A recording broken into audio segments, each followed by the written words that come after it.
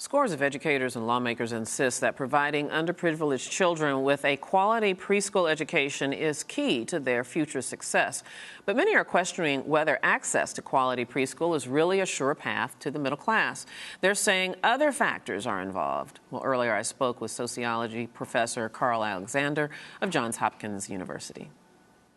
Karl, thank you so much for being here on Arise America. You studied 800 kids from poor backgrounds as well as middle-class backgrounds over the period of 25 years. Just give me a quick summary of the differences in outcomes between the kids from low-income backgrounds and those from the middle class. Well, I'm glad to do that, yes, and thank you for having me on.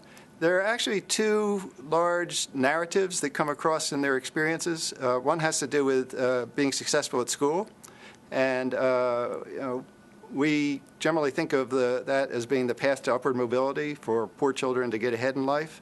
But it turns out that that doesn't work very well for the poor children of Baltimore. At age 28, only 4% of them had achieved a baccalaureate degree, and that compares with 45% of children of middle-class background. That's a tenfold difference, and it really is quite extraordinary and shocking. So one of the success narratives is doing well by doing well in school, and that's mainly the route to upward mobility for children who are from middle-class families. Having grown up in a lower, sorry for cutting you off, I want to get a couple of places before I have to let you go. I grew up in a lower middle-income home, so we were not poor, but we certainly didn't have a lot of advantages. And I know as well as you know, poor does not equal dumb or stupid. So what are the forces that are at work that hold some poor kids so far behind kids coming up in a middle-class income? Well, it's absolutely not the case that all poor children are lacking in the abilities to do well in school. Quite the contrary. But what we find when we look at their experiences over the elementary school years is that the poor children, relative to their middle-class counterparts, all in Baltimore City public schools, they fall behind academically during the summer months. Not during the school year. They keep up very well during the school year, so they are indeed capable learners. But during the summer, when their learning depends on the resources and experiences that their parents are able to bring to bear, they fall behind, and they fall badly behind. Over the 5 years of elementary school, on average, the difference in reading comprehension, it starts out at a half grade level in the fall of first grade and explodes to 3 full grade levels by the end of 5th grade. So these children are having a difficult time keeping up. And it's mainly a matter of the resource shortfall that's available to them in their home lives. So in other words, does that mean, Karl, it's really what the middle-class kids are able to get during the summer that poor kids don't have access to? That's exactly what it is. We've coined a couple of phrases that capture the sense of it: summer slide and summer setback. And it really comes down to the kinds of learning experiences and opportunities and enrichment experiences that are taken for granted in most middle-class households, but are really quite exceptional and beyond the reach of most poor families. The typical poor family that we're talking about here in Baltimore, parents didn't finish high school. Unemployment rate from year to year is about 25% for the fathers, and most of them were low income. And it was very, with that profile, it's very challenging for the parents to help set the stage for their children's success by providing the opportunities that middle-class parents and middle-class children can take for granted. Karl, let me ask you this. Education Secretary Arne Duncan has touted the quality, the importance of good quality preschool for our low-income kids right here in New York City. The mayor made it one of his campaign points, as well as one of the hallmarks of his administration, providing universal pre-K to the low-income students here in New York City. So here's my question.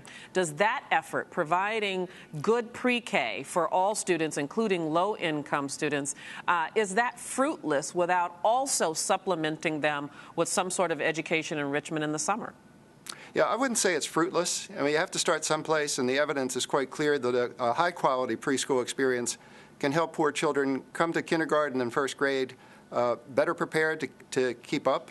But the reality of it is that they also need assistance once they start school because the conditions of family life, poverty, low income, and very other kinds of neighborhood disadvantage, pull at them all the way along. It is the reality of that exploding achievement gap that goes from half a grade level to 3 grade levels over the course of the elementary school years.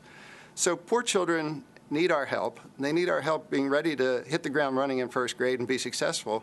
but also they need help in keeping up over the course of their schooling. And key to that, I'm convinced, is high-quality after-school programming and also summer programming so that they won't suffer the summer slide that's characteristic of children like the ones that we studied in Baltimore. And it's not peculiar to Baltimore. There's research nationally that points in very much the same direction. So, so their parents need help. You know, poor parents want the very same things for their children that middle-class parents do, but they often lack the means to make that happen. And I'm so glad you brought up the parents. So outside of social programs and governmental intervention, for those poor parents who want their kids to do just as well as the middle-class parents, give me very briefly a piece of advice for those poor parents, what they can do to sort of mitigate that so-called summer slide. Well, what comes across most clearly in the research literature is keeping their children engaged during the summer months, and a good place to do that is at the local public library. Children who go to libraries during the summer, take books home, and have reading experience over the summer months, come back to school at the start of the next school year better prepared to hit the ground running and keep up.